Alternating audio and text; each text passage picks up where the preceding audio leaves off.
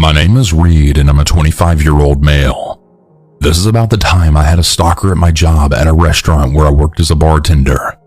I never thought much about the people I worked with at the restaurant. It was just a job, something to pay the bills while I figured out the rest of my life. I bartended every night, working the late shift. Most of the customers were regulars. Old faces, late-night drunks, the occasional couple on a date. Nothing ever really stood out. That is, until I met her. Her name was Clara. She started about 3 weeks after I did, filling in for shifts when we got slammed. She wasn't anything special at first, just another person trying to get by. Tall, dark hair, a little too much makeup for the job. I never paid her much attention, just another face behind the counter. But there was something about her that just started to feel off.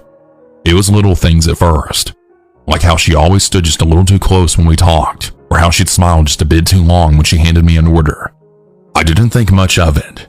I just chalked it up to her being new, maybe a little nervous around me or the job. But then it kept happening. She'd linger around the bar when it wasn't her shift, watching me work, asking if I needed help when I clearly didn't. She'd comment on how I made drinks or how I interacted with the customers, even though she wasn't exactly an expert herself. I caught her looking at me from across the room, her gaze lingering just a little too long. At first, I figured I was just imagining it, but after a few nights, I started to feel more like she was studying me. One evening, I was wiping down the bar after the last call when she came over. She had this tight smile on her face, but it didn't reach her eyes. "You're really good at what you do," she said, her voice soft but not exactly casual. "You've got this ease about you." I smiled back, kind of unsure on how to respond.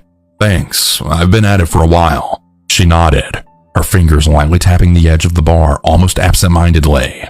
Then she said, "Maybe we could hang out sometime. You know, outside of this place." I didn't know how to respond.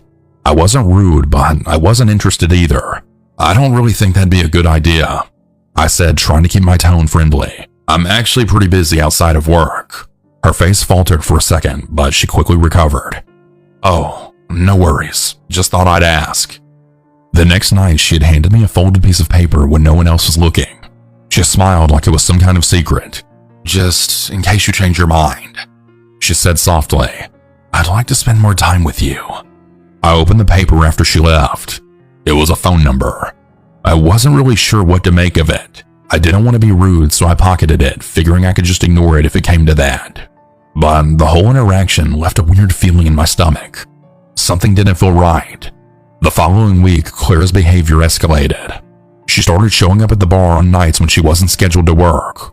I'd be mixing drinks, and there she was, sitting at the counter with her usual drink, just watching me. At first, I thought she was just a regular customer, but then I noticed how she'd order the same thing every night, sip it slowly, and watch me work as if she was analyzing every little thing I did. I'd catch her staring at me when I wasn't looking, and when I did look up, she'd quickly glance away like she'd been caught doing something she shouldn't have. The worst part was how she never seemed to talk to anyone else. She'd just sit there waiting for a moment when I wasn't busy to talk to me. I started to feel trapped, like I was walking a tightrope, unsure when she'd cross the line between friendly and, well, something else. One night, after the bar had slowed down, I was wiping down the counter when she slid into the seat right in front of me. "Reed," she said softly, almost like she was telling me a secret. "I've been thinking about you a lot lately." I froze, the rag in my hand pausing mid-air.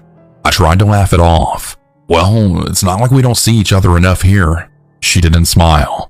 "No, I mean, I really think we have something special. You're not like the other guys. You don't just see me as a bartender. You see me." I wasn't sure what to say to that. I didn't feel any special connection whatsoever. Nothing like that anyways. "I don't know what you mean, Clara." She reached into her purse and pulled out a small envelope, sliding it across the bar toward me. "It's for you. Just a little something." I hesitated, then took it. Inside was a card. A personal one. The kind you give someone you had a history with, not someone you'd just met. The note was simple but chilling. "We're meant to be together, Reed. I know you feel it too." I felt my stomach drop. My thoughts raced, but before I could say anything, she stood up and left, leaving me with that feeling of unease deep in my bones. That's when it started. The weird notes, the unexpected visits to my apartment, The awkward forced interactions where I try to be polite, but she just wouldn't take the hint. She started to follow me after work, waiting outside the restaurant sometimes, watching me walk to my car. She'd smile and wave, but I'd get into my car as quickly as I could, my hands shaking on the wheel. I couldn't take it anymore. One night after I got off late, I found a note on my windshield. "I know where you live, Reed. I'll be there soon."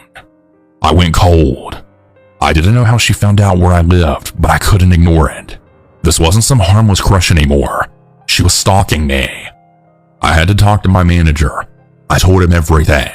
How Clara was making me uncomfortable. How I was scared to come to work. How I was feeling trapped by her constant presence. He listened, but I could see the doubt in his eyes. It was hard for him to believe me at first. But when I showed him the note on my windshield, his face dropped. The next day, Clara was fired. I'd heard from the other staff that she had been let go for unprofessional behavior. They didn't go into details, but I knew it was more than that. I wasn't the only one she had been bothering. Apparently, she'd been sending strange texts to a few other coworkers too, but I didn't find that out until later. My manager called me into his office after her firing. He seemed genuinely sorry about what had happened. "I know it's been rough," he said, "and I just want you to know if you ever want your job back, it's yours." But I didn't want to come back. I couldn't. I didn't feel safe there anymore. Not after everything that happened. The restaurant had been my escape, my routine, but it had turned into a place of anxiety. A place where I constantly looked over my shoulder. No amount of money was worth the constant fear I'd felt. "I appreciate the offer," I told him, "but I can't come back. It's just too much." I walked away from that job and I never looked back. It wasn't easy. Money was tight for a while, but I eventually found something else, something safer, quieter. But even now, there are moments when I'm walking down the street at night and I feel like I'm being watched. I'm always on edge, always checking over my shoulder. I don't know where Clara is now, or if she's even still out there. Maybe she's moved on to someone else, but I've learned that some things just stay with you even after they're gone. And for me, the worst part isn't even the fear anymore. It's the question that keeps me up some nights. What if she's still out there, waiting for me to slip up again? But that's a problem for someone else now. For me, well, I'm done.